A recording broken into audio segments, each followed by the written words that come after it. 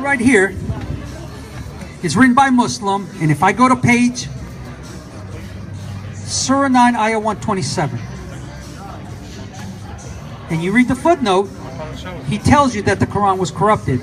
This is a Quran. In fact, he was murdered by other Muslims for proving that.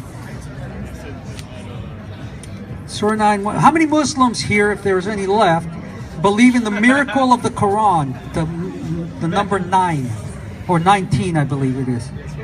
The only way you can use that argument, folks, is if they believe that the Quran was corrupted.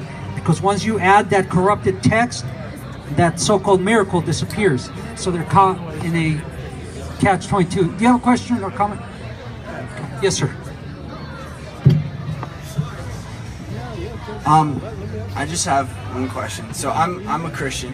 I believe in Jesus and the Word of God. And my just one question for you, and I'm sure you're familiar with it, in John chapter 1, verse 14, it says, "And the Word became flesh and dwelt among us, and we beheld His glory, the glory as of the only begotten of the Father, full of grace and truth." And it says, full of grace and truth. And I appreciate what you're doing in the sense of, you know, sharing about different religions and everything. But I feel like you're missing out on that aspect of both grace and truth. Because you're bringing truth, but, you know, when Jesus came, He wasn't shoving things down people's throat, and He wasn't, you know, because what we're creating here, you know, we're creating a hostile environment and all of these things. And I think this is great. We should have conversations about this and everything.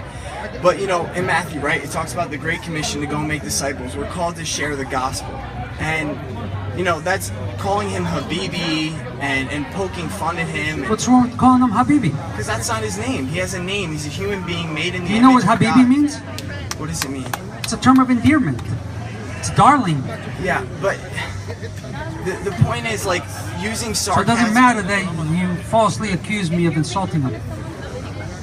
I'm just saying, what you're using a lot of ad hominem and attacking his character and talking about, you know, pointing If he's out. gonna act like a fool, I'm gonna call him a fool.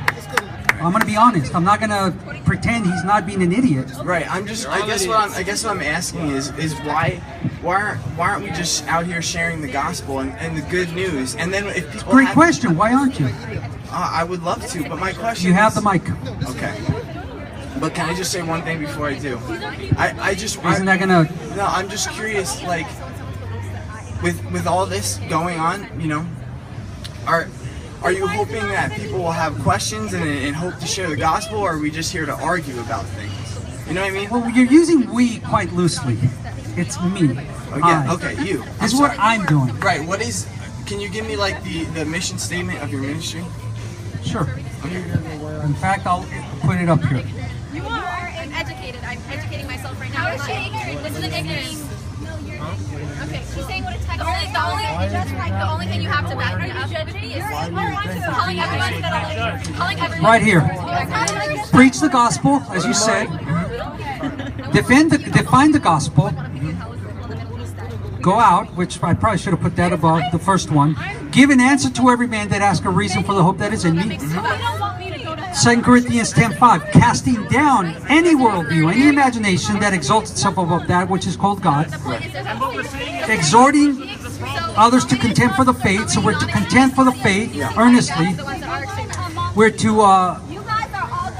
Titus 3:10, to admonish the heretics, those who contradict. So it's multifaceted.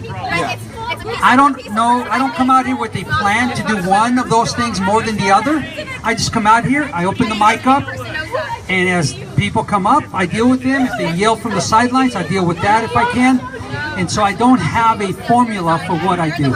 I just know that I am to preach the gospel, I am to contend for the gospel, I am to tear down other worldviews, I am to call evil evil, call good good, I am to give an answer when they ask me about my faith. And so it's holistic. It's not just one thing that a Christian is to do. I get it. Yeah, I guess what I was just trying to say is, like, No, just keep going. I was just wondering, I feel like there should be, and I don't mean to be critical, you know? That's fine, I appreciate it, no problem. You know, and I totally appreciate it. I guess I wish there was a little more grace. You know, and I'm not saying even necessarily from your And there always can be. but like this. It's like, come on, this is a bummer, right? Well, no. Arguing for the sake of arguing is a sin. Arguing for the sake of the truth is biblical. So if their discussion is over truth, over a reality, a point, it can get contentious. But if they're just being contentious for the sake of bickering, that's a sin. But I don't know what they're discussing at this point.